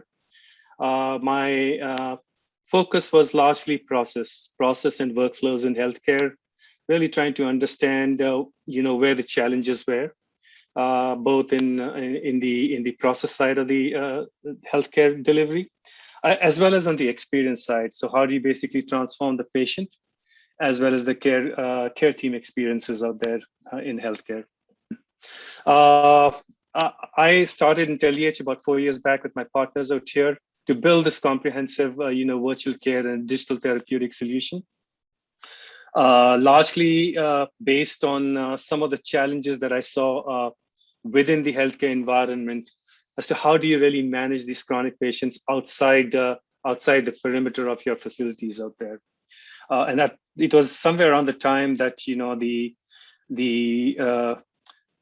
value-based care was basically becoming more instrumental in this environment. We know, as you saw during this COVID arena, that healthcare is now very quickly gravitating towards essentially a hybrid mode of delivery out here. And when you start looking at a hybrid mode of delivery, there's a variety of workflows that you have to really start, attending to. So when we did build this platform out here, we made sure that we took care of all the emerging trends in the delivery of healthcare services, whether it's remote patient monitoring, chronic care management, behavioral health, transition care, when they come off from an acute facility, virtual annual wellness visits, as well as, of course, the regular evaluation and management telehealth out here.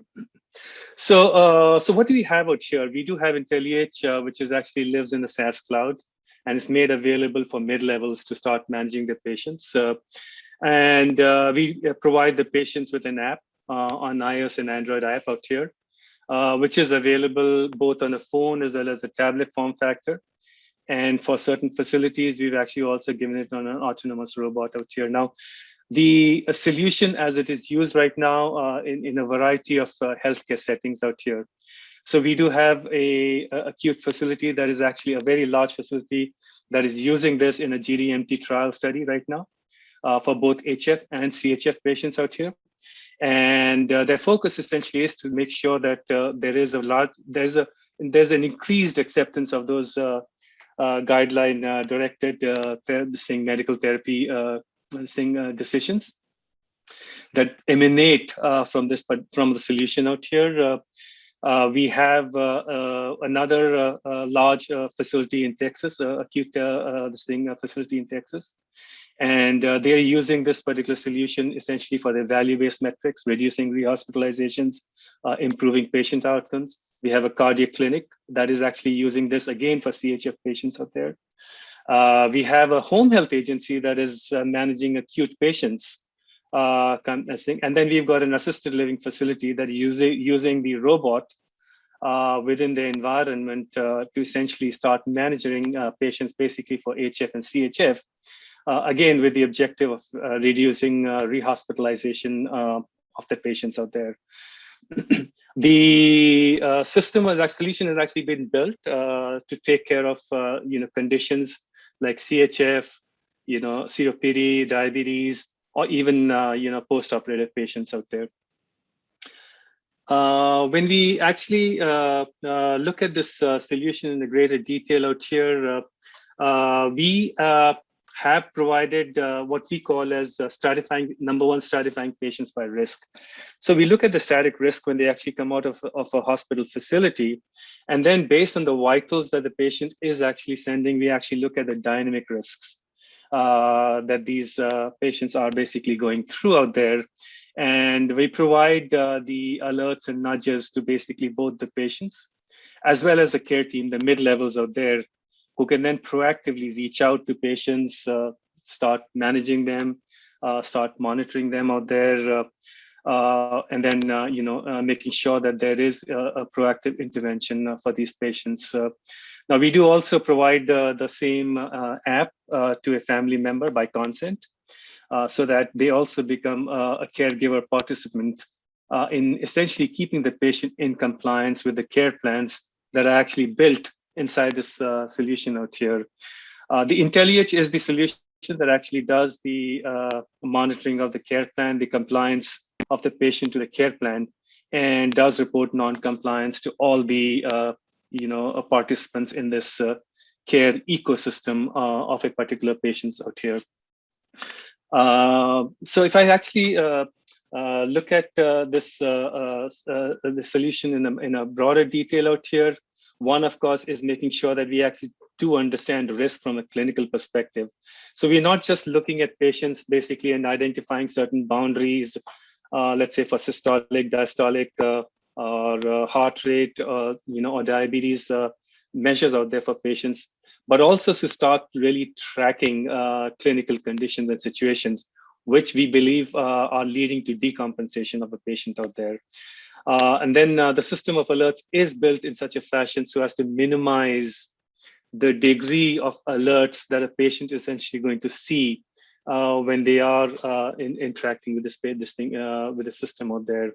And our clinicians, our customers basically really have told us that this has really helped them a lot in essentially being able to track patient outcomes, to be able to proactively reach out to the patients and making sure that they do not decompensate to a level where they have to basically get readmitted or have to essentially get hospitalized at any point of time or visit an ER there.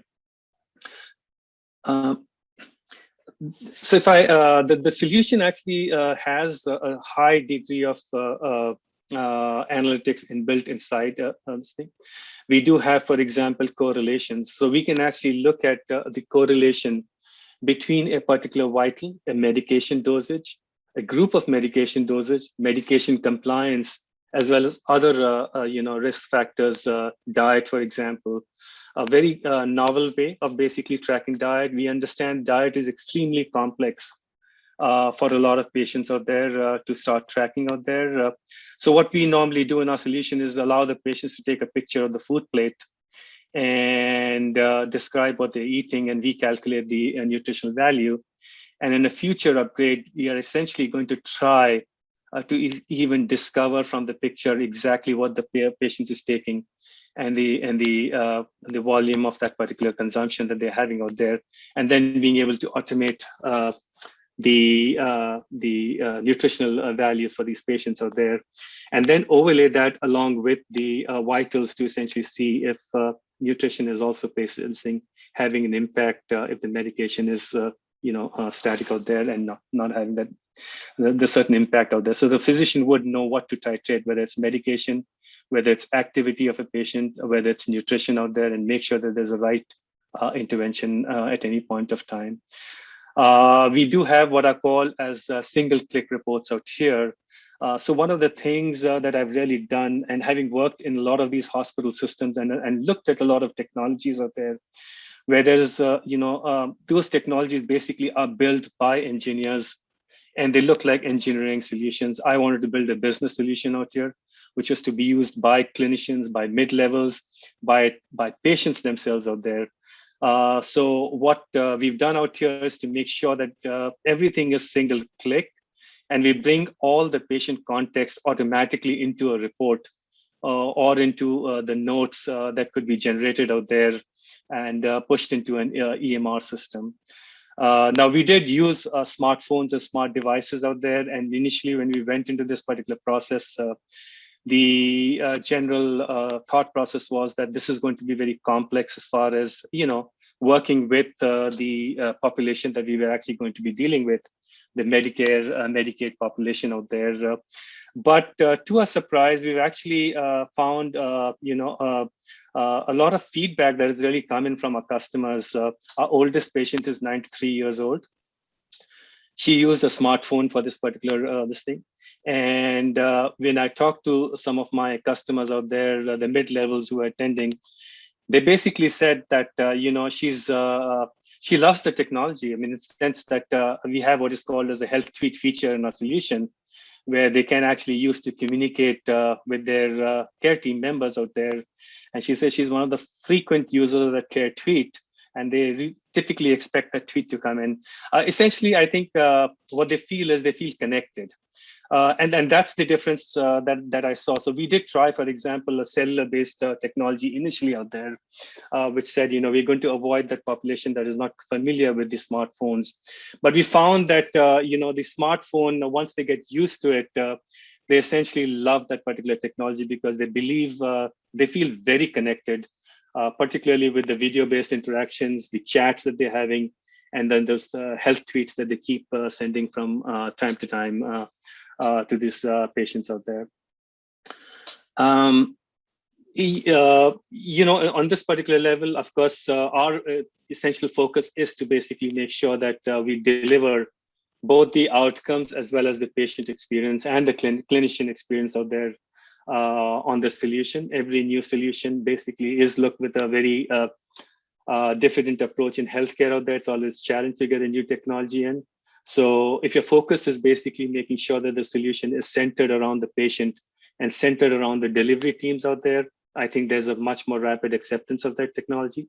We've seen, and our customers have already started reporting the outcomes from the patient. They've seen much better patient satisfaction coming out of after the solution was introduced with them. They've seen outcomes improve. They've seen hospitalizations or rehospitalizations basically improve out here. So I'm going to stop out here to see if there are any questions. Thank you. Wonderful. Thank you so much, Surinder. And of course, we do have some questions for you. You just showed us a tremendous amount of data that's being collected and processed. Could you talk to us? The question is, what kind of clinical team is needed to process all that information? And what kind of outputs are you putting out for the physicians, the cardiologists, et cetera? Perfect. So yes, there is data that comes in from the devices, okay, and we do generate a lot of reports out here in our solution.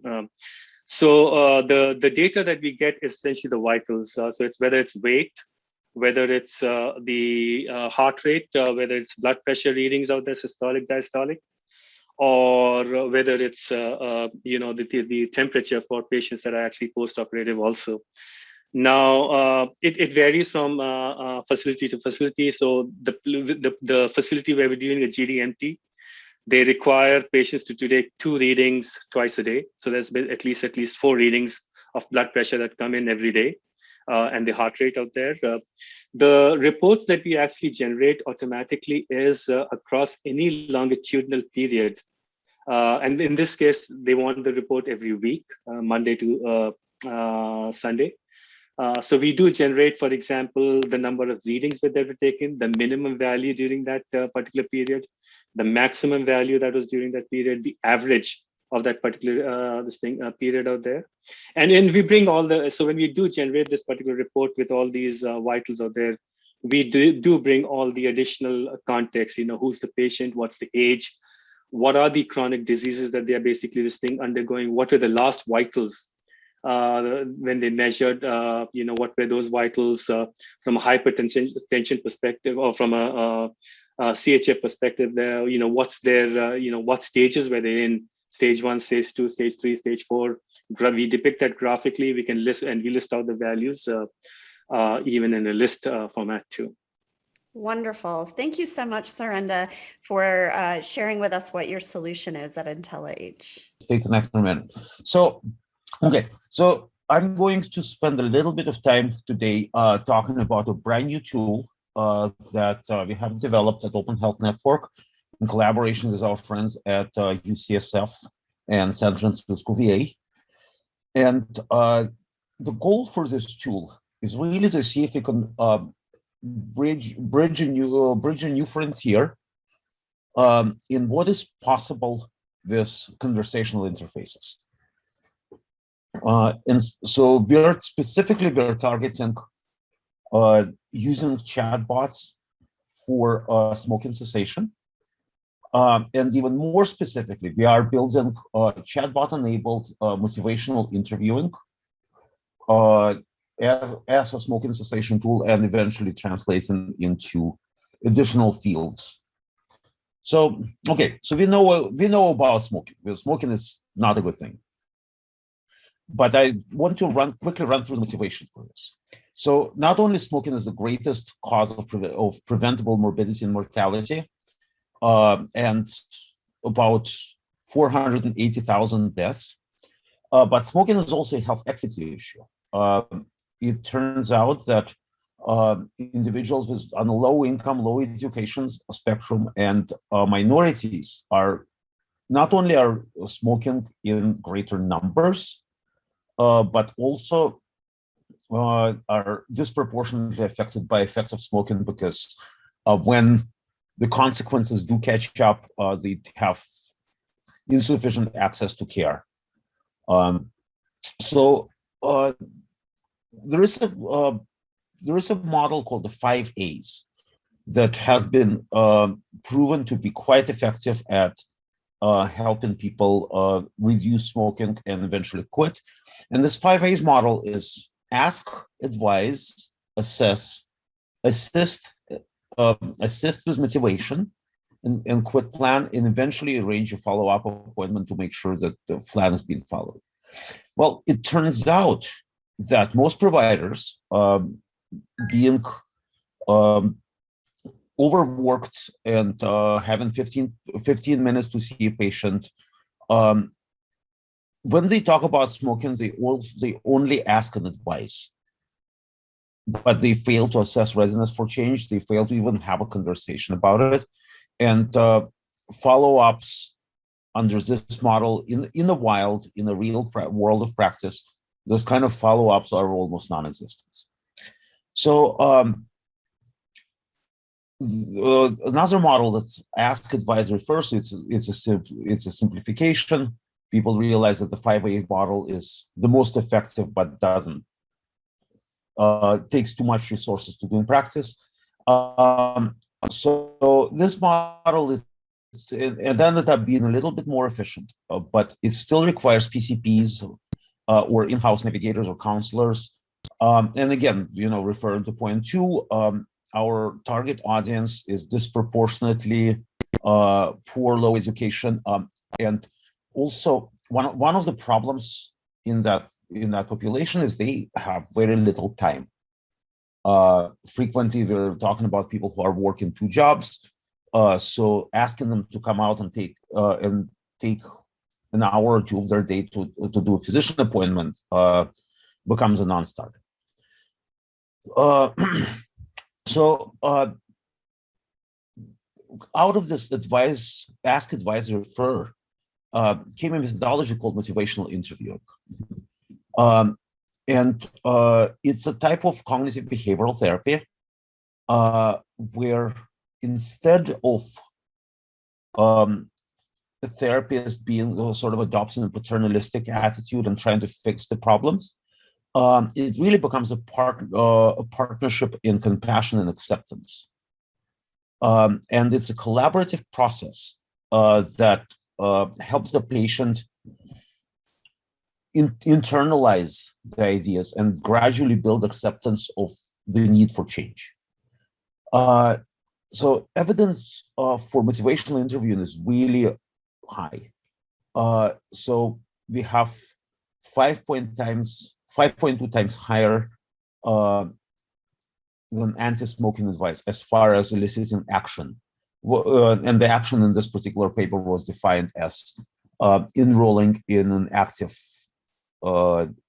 smoking cessation program, whether it's medication or support groups.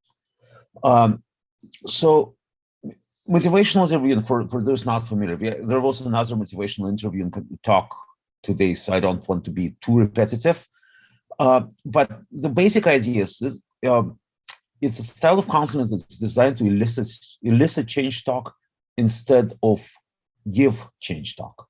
So it's not the provider doesn't tell the patient about what they need to do. The provider helps the patient come back to them the change talk. So instead of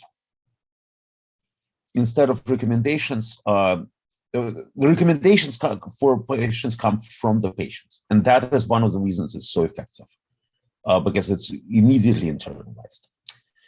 And yeah, there is a lot of acronyms in how this was written, so I grabbed this from the motivational interviewing manual. So the main principles are open-ended questions, affirmations, reflective listening, and summarization. And when patients are being, where therapists are being trained for this, they go through transcripts. They go first they learn from transcripts, and then when they go and see patients, those interviews are transcribed, and the interviews are marked with open questions, affirmations, reflective listening, and summarizing. Practitioners are discouraged from giving advice, and eventually, as a practitioner is trained as they go through something like a 6 months training program, they become very adept at applying this methodology with real life patients. So the question then is, how can we train motivational interviewing chatbot? And I'm going to run a little bit forward and say that making a chatbot is easy. We've seen them in many places. Making a chatbot that is good is very, very hard. So I'm going to drill into some of the details of what we did and how we did it. So what if we used AI to bring this kind of motivational interview to everybody? Well, it would solve all of the access to care issues, or not all, but you can get smartphones into everybody's hands, or you can even use plain old text messaging, so it would even work on a flip phone. This is scalable and low cost because compute time is a lot less expensive than therapists. So it would be awesome if it actually worked. So the question is, A, is it technically feasible? Can we actually build motivational interviewing chatbot that is consistent with the MI methodology, that is able to pass muster as an actual therapist, and that brings results? And the next question after that is it actually any good? So is it clinically effective at inducing behavior change? And compared to the standard of care, which is just smoking cessation information, compared to the standard of care, is it more effective? So we sort of predict that it's going to be a little bit less effective than live in-person therapy, but very few people actually get live in-person therapy because of financial and access issues. So we just want to make sure it works better than the status quo. So let me drill. We're going to need to drill into some problems. So the first problem is, how do we recognize change versus sustained talk? So change talk is when a patient talks about reasons for making the change, or tries to identify why it would be a good idea to make the change. So I need to quit smoking, or I think smoking is ruining my life. That is an example of, that's actually a very example of a strong change talk. Strong sustained talk is, I really enjoy smoking. Why should I quit? So how do we have an AI that recognizes change versus sustained talk? That actually turned out to be surprisingly hard. So we started this a few thousand patient interviews, practitioner patient interviews. So as I mentioned before, in the course of practitioner training, the interviews are transcribed and coded. So this data exists, and with the help of our colleagues at UCSF, we actually ran a nationwide data search and obtained about 5,000 transcribed interviews from thousands of practitioners being trained. So we used that to create a custom neural network called TammyBird that it got to about 85% accurate at recognizing change sustained talk with proper valence. When I say valence, is we are doing a 5-point scale. So neutral, weak change, weak sustain, strong sustain, or strong change. So then we had machine-driven tests on this, and eventually we gave it human-driven torture tests. So we would deliberately, we recruited a number of volunteers and had them deliberately try to break it, and accumulated data from them trying to break it, retrained, had the volunteers come back next week and break it again. It took months and many iterations, but we've got it to a place where we are pretty happy with it. So that's problem number one, and there's quite a few more.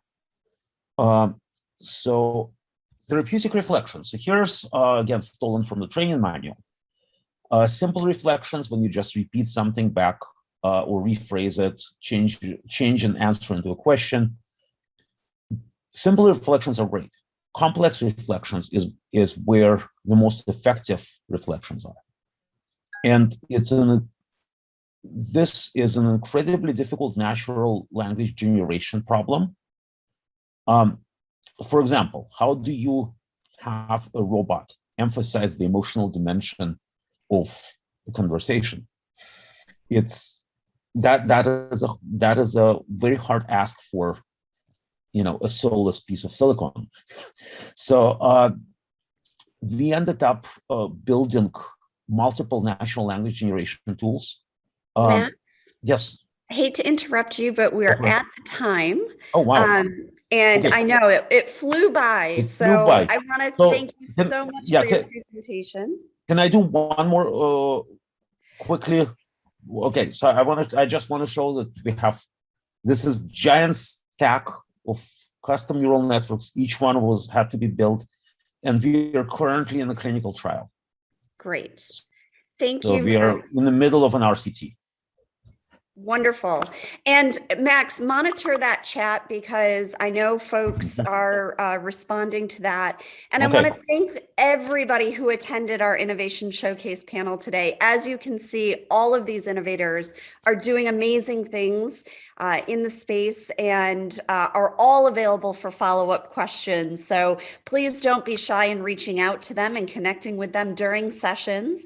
And we hope that you're having a great experience this year at HA 21. Thank you all. Have a great afternoon. Thank you. Thank you, Heather. Bye-bye. Thanks, everyone. Thanks all.